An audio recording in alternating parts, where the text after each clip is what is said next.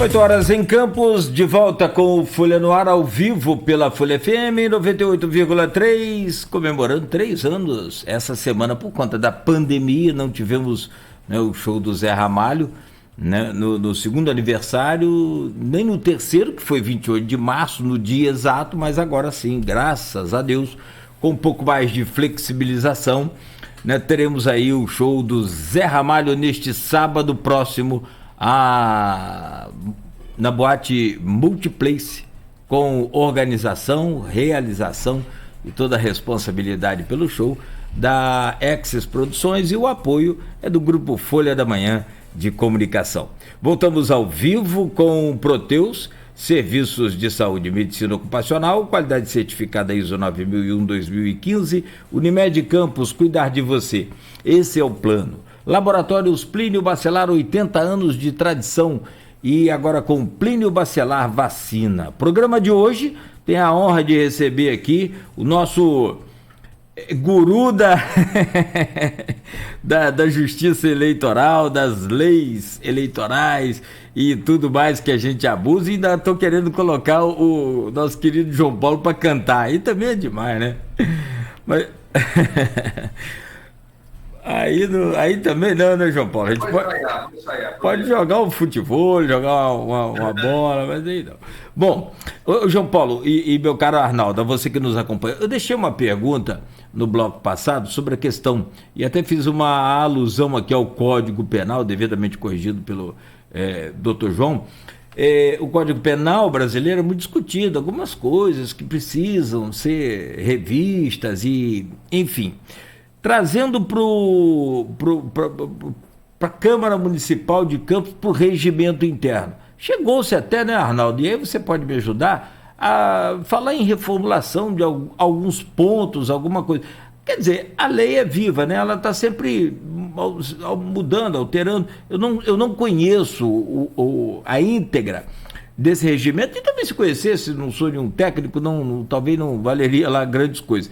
Mas seria possível, João Paulo, com seu conhecimento, inclusive do próprio regimento da Câmara Municipal, alterar pontos ali cruciais para que esse tipo de embate não acontecesse mais? Que é claro que sempre vai ter uma interpretação.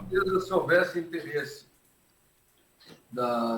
dos 25, haveria formas de fazer ele dar mais clareza, dar menos brechas interpretativas à norma.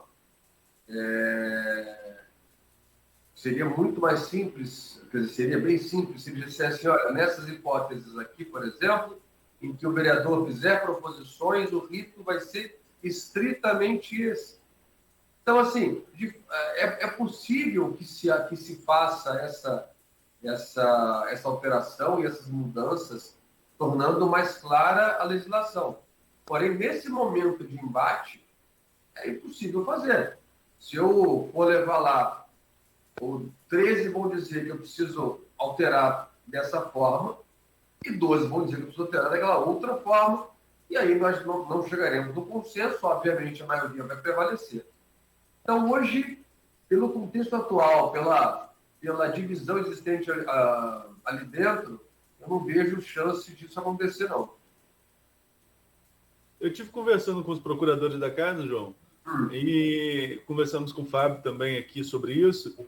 Estava em andamento a reforma do regimento, desde meados do ano passado, né? Estava sendo estudado. O próprio Fred também falou sobre isso aqui com a gente, sobre essa questão de regimento, que desde quando ele foi presidente também já estava em estudo.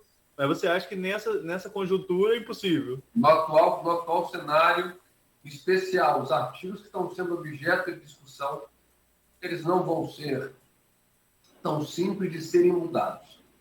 Eles vão, com certeza, gerar grandes embates, muitas AR-15, muitos tiros, porradas e bombas, até que chegue no consenso. Agora, essa questão regimental não é só aqui que tem essa discussão, né? Em toda casa legislativa isso acontece. São da Barra, nós vimos lá, era o brigueiro regimental e era processo, e conseguia eliminar, tombava em agravo. São da Barra foi meio que uma escola para essas questões regimentais, né? Com certeza, com certeza. E até para pegar esse gancho, então, para São João, aqui na Câmara de Campos, quando a base entrou com recurso para anular a eleição da mesa, foram duas pegadas, né? Uma era a questão, a que passou do voto do Nildo, o não voto do Nildo, né, melhor dizendo, e a outra era do Juninho Virgílio com a questão da publicidade, o que é até um contrassenso, um membro da mesa entrar com recurso... Alegando violação da publicidade se ele estava lá, né?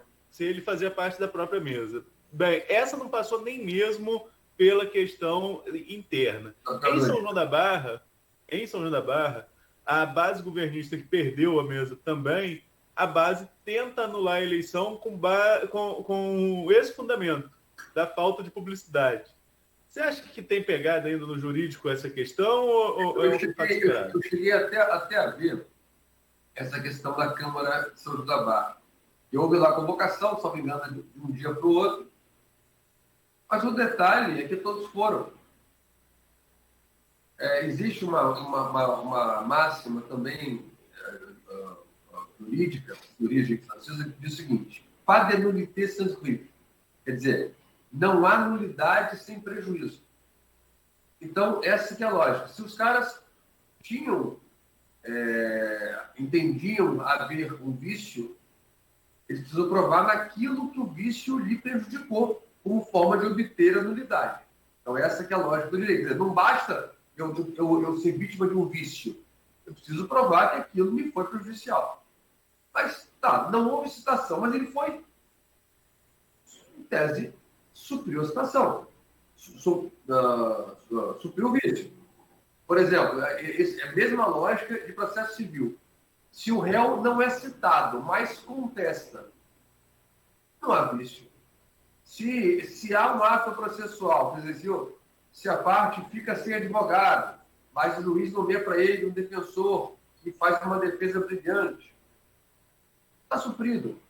Então, assim, em direito só existe nulidade se provar que a pessoa teve um prejuízo. Nesse caso, nesses dois casos, não há que se falar.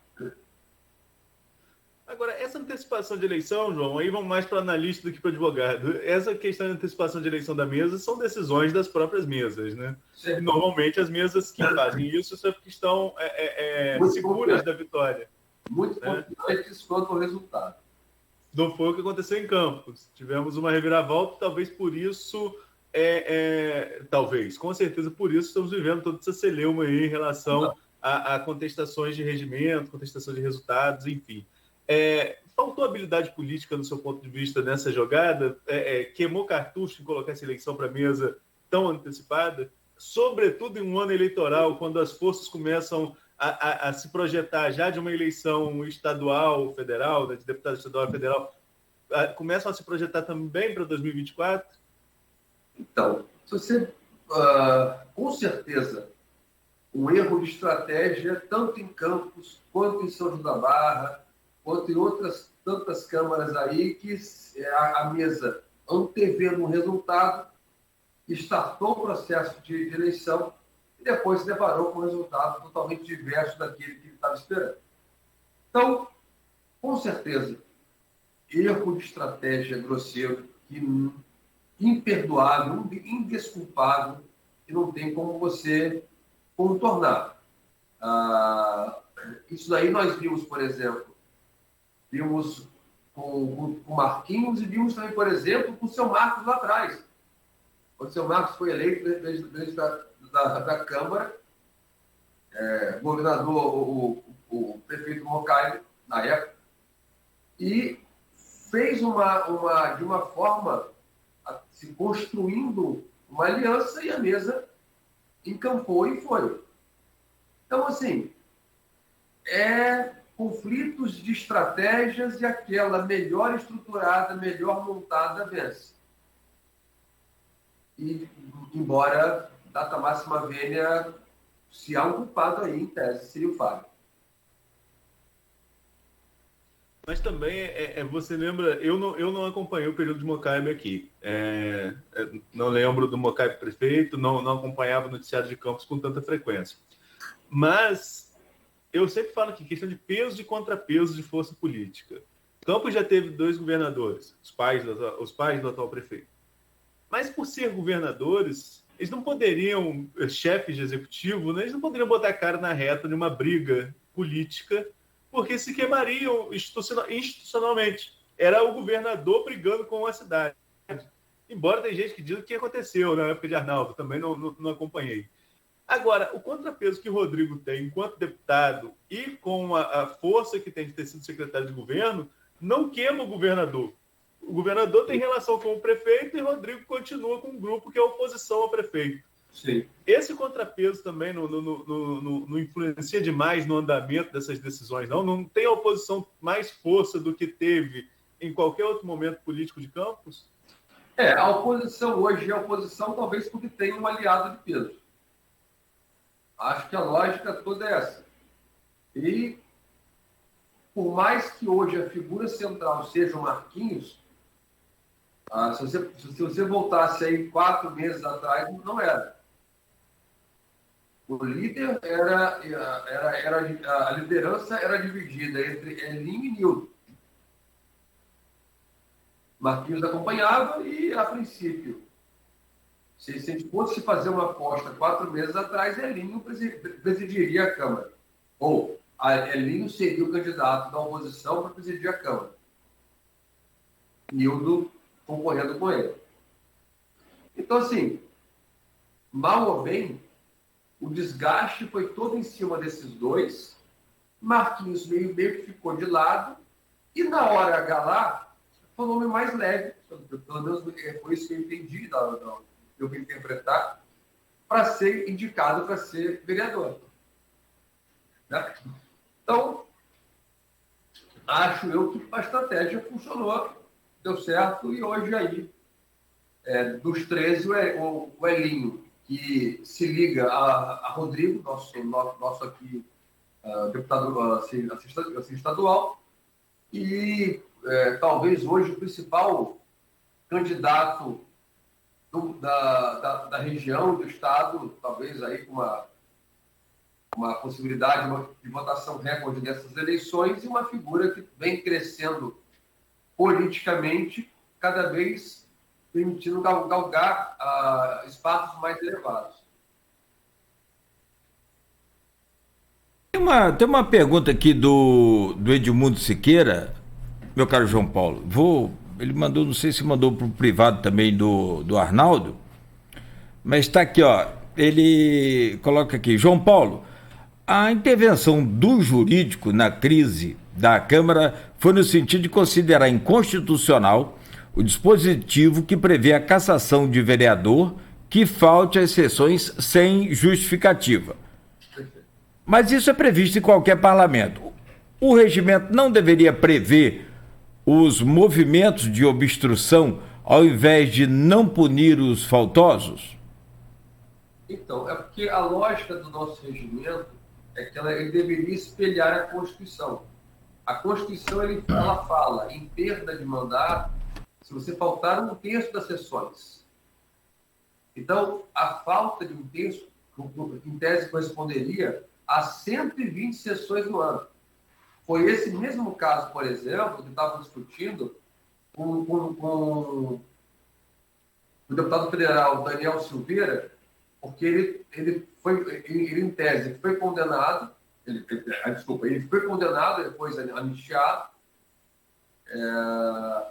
e estavam dizendo se ele iria perder ou não o mandato. E aí a discussão era, mas com certeza ele irá perder, já que ele preso, ele vai perder 120 sessões da Câmara, e aí irá sim perder o mandato. Então, a lógica é essa. E aí, por isso que, se não me engano, o doutor Rodrigo, ele fez essa interpretação do regimento conforme a Constituição. Quer dizer, seguindo como modelo, como base, a Constituição. Só tem uma questão aqui, eu levantei a semana, acho que para fechar, Arnaldo, essa coisa da Câmara, aí você também fica à vontade, claro.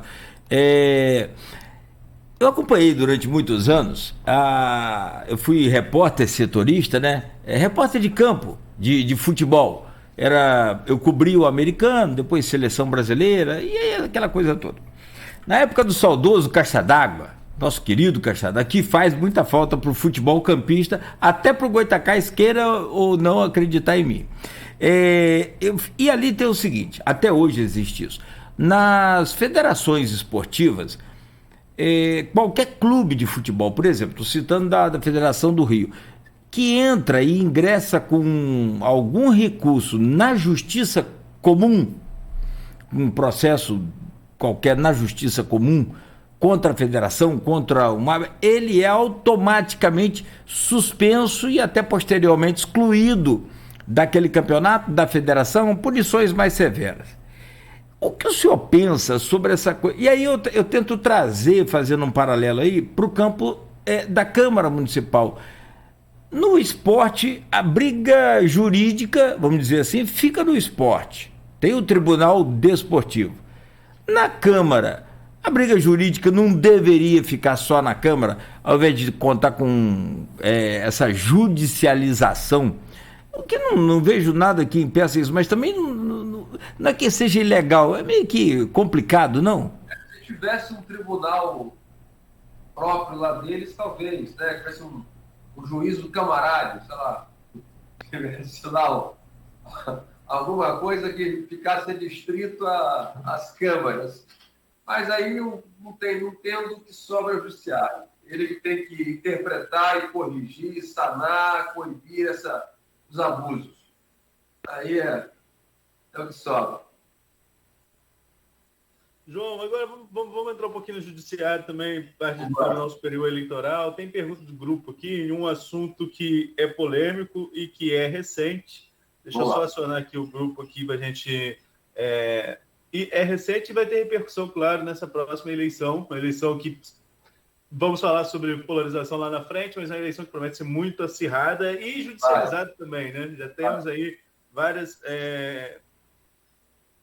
processos em relação à postura de artistas, muitas coisas que já estão acontecendo aí. Essa é uma coisa assim, essa é uma mudança, até já havíamos discutido, essa possibilidade de fazer shows para angariar recursos. Mas antes, vamos para essa polêmica mais recente aqui, que quem traz a pergunta é o Arthur Guzmão. Ele coloca o seguinte: qual a posição do ilustre... Oi, desculpa. Pessoa esplêndida, isso daí é... Ele coloca aqui: qual a posição do ilustre causídico corintiano sobre a cassação do deputado Francisquini? O STF acertou em punir as fake news? Arnaldo, eu vim pensando nisso. Ontem eu estava assistindo anteontem, assistindo o julgamento do STF, da segunda turma, e eu temo demais a censura. Eu temo demais o limite entre censura e entre abuso. Eu fico muito receoso para saber, poxa, olha, criticar o processo eleitoral. Eu perco o mandato. Mas, e a minha opinião, se eu de fato estiver convicto, se de fato houver erros ali que permitam a crítica, eu acho melhor a liberdade de expressão do que ela ser tolhida conforme o discurso e o enfoque que você der. Logicamente, os excessos hão de ser punidos, ofensas, xingamentos, isso tem que ser punido. Eu só fico em dúvida se a pessoa expressar a sua opinião contra o processo, ainda que seja democrático, mas como forma dele externar seu ponto de vista, isso ser taxado como crime ou como prática ilícita, eu fico preocupado, sabe, Arnaldo? Eu não me soa bem. Eu prefiro que a pessoa ter a liberdade de criticar, lógico, sem ofender, sem sair xingando ministros do STF. A lógica é criticar o processo eleitoral porque eu não concordo da forma, faz parte. Nós só evoluímos através da crítica. Nós só evoluímos através de busca de algo melhor. Então, pode ser que, por exemplo, o processo eleitoral atual não se revele mais algo razoável e que pensemos no futuro de uma outra forma. Mas eu fico muito preocupado, porque hoje é o processo eleitoral, amanhã vão pensar, então eu não posso mais criticar o governo. Não, porque aí se eu não posso criticar o processo, não posso o governo. Aí não posso o governo, não posso outra coisa. E vão aumentando o número de vedações à crítica e acaba, mal ou bem, virando censura. Então, eu tenho muito medo de criar exceções, porque exceções acabam virando regra, entendeu? Arnaldo, você me permite detalhar um pouquinho mais esse caso do Francisquini, por favor? Sim. Só para a gente discutir, porque o que João Paulo falou também sim muito preocupante. Você podar o direito e nós brigamos essa semana, foi o dia da liberdade de imprensa, né? Que é outra situação muito complicada também. Nunca se teve essa liberdade tão meio que ameaçada, nunca se teve tanta agressão a repórteres aí, tanto, não é, o João Paulo, tanto física quanto verbal. A agressão verbal também é psicologicamente um prejuízo. Então, assim, esse caso do Francisquini, se vocês me permitem, eu acompanhava também essa cobertura aí, não do tribunal, mas pelo jornalismo, pela TV, e teve uma comentarista, a Natuzanelli, ela lembrou qual foi a fake news desse Francisquini, que foi em 2018, ele é ex-delegado, inclusive, e agora é ex-deputado. Em 2018, ele foi candidato a deputado estadual pelo PSL no Paraná. E ele teve, exatamente, pesquisei aqui para ver, 428 mil votos. Naquele dia da eleição, me parece que faltava, porque a questão é essa, faltava 20 minutos para a conclusão do pleito, devia ser 4h40, né? 16h40. Ele divulgou numa live que 2 urnas lá no estado dele estavam fraudadas. Você colocava o 17, aparecia o 13. E aí foram pesquisar que não tinha nenhum candidato pelo 17, então não aparecia. Ou não aparecia o 13, enfim, o candidato do 17 não aparecia naquelas urnas. Mas foram pesquisar que naquelas urnas, daquele estado que ele estava publicando aquelas imagens, não tinha o candidato do 17. Bom, aí, João Paulo, a pergunta para o senhor eu não vou nem entrar no mérito da questão se atrapalhou ou não a eleição, eu acho que Arnaldo tem outra questão sobre esse tema, mas assim, a minha pergunta como é que é usar a democracia, que eu estou usando o meu direito de expressão, isso que o senhor falou, contra a democracia com uma mentira, com uma fake news?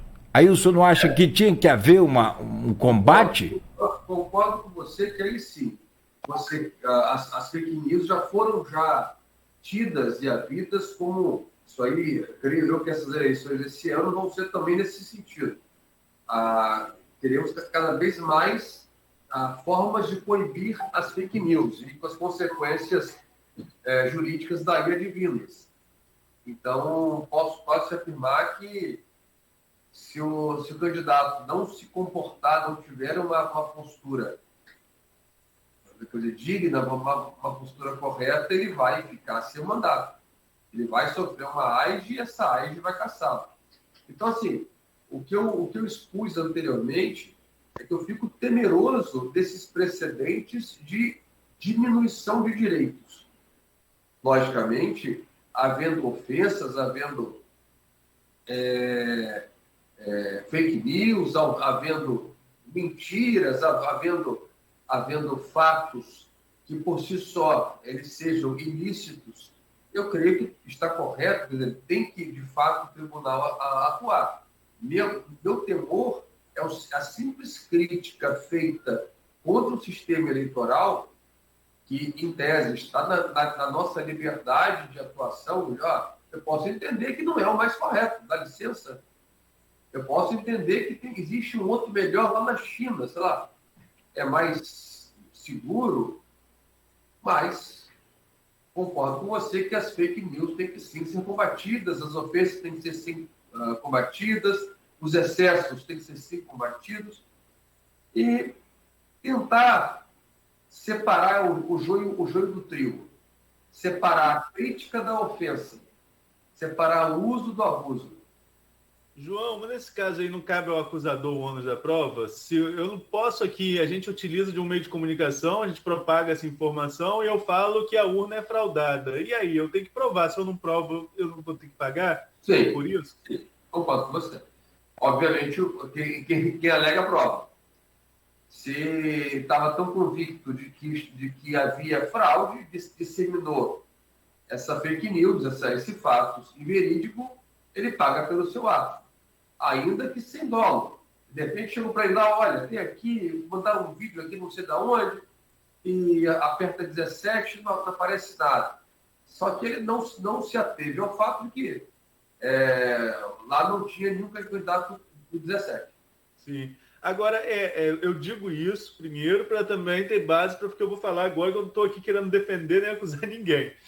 O que me preocupa nessa decisão, e aí me preocupa como um defensor do Estado Democrático de Direito, é a questão que o próprio Nunes Marques levantou, e eu acho que aí sim é uma questão discutível. Esse entendimento do Supremo ele é de 2021, 2020 a 2021. A acusação do crime contra o deputado bolsonarista, o Franceschini, é de 2018. Sim. E aí você pega uma regra de 2021 e aplica em 2018. Isso, particularmente como uma pessoa que defende o Estado Democrático de Direito, me preocupa. Mas tem um outro ponto aí. O vídeo foi em rede social.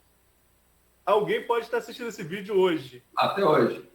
Então, como que fica essa questão da lei retroagir ou não em relação a esses crimes que são feitos cometidos pela internet em relação à questão eleitoral?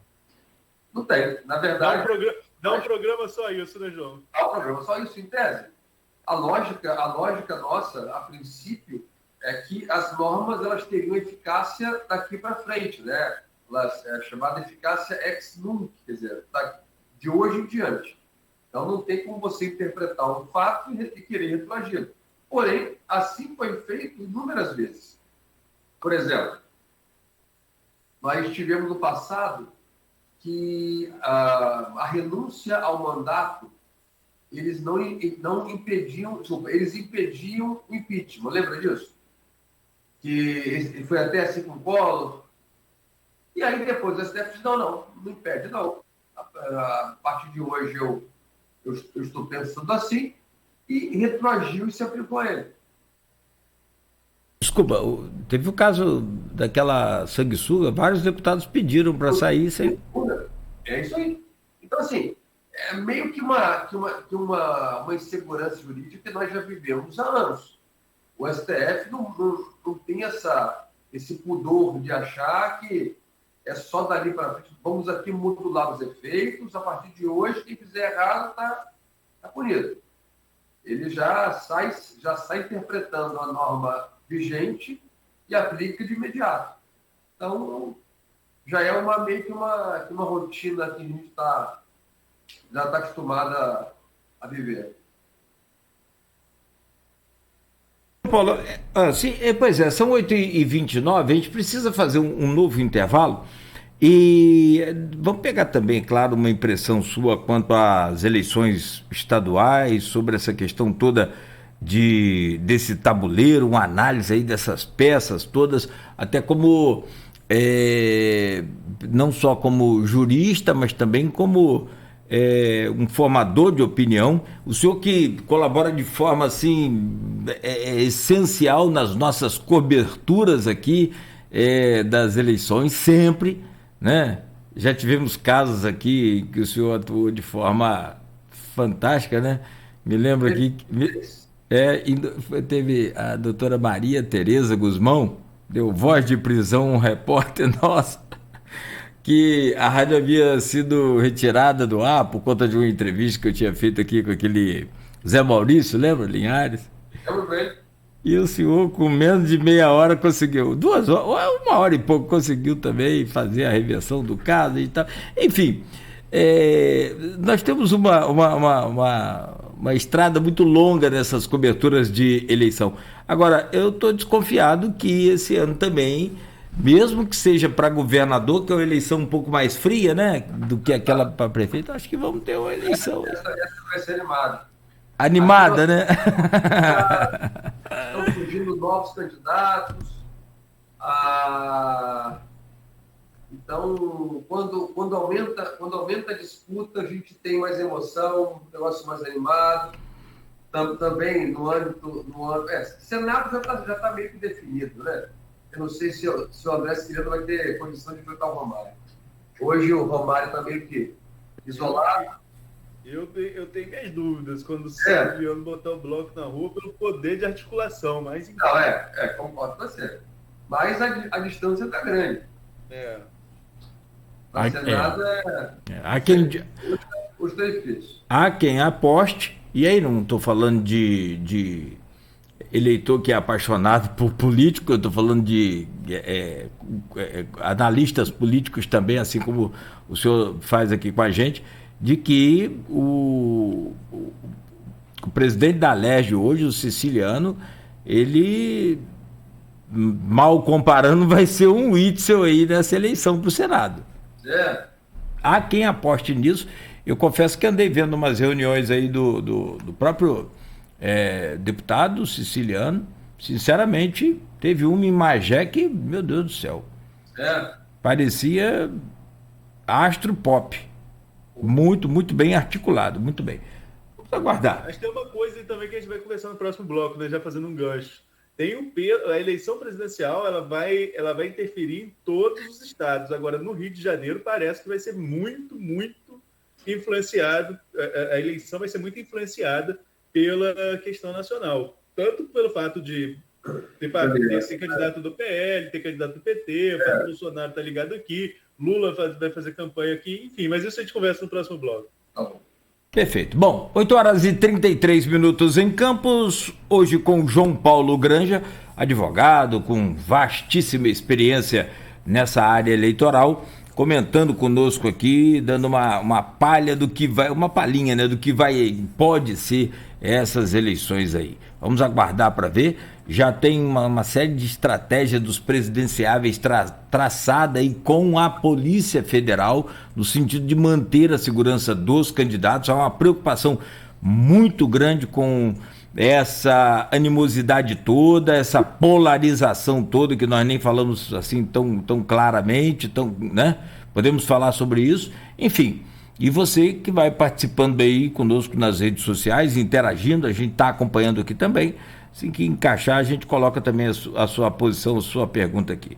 No oferecimento de Proteus, serviços de saúde e medicina ocupacional, qualidade certificada ISO 9001-2015, Unimed Campos, cuidar de você.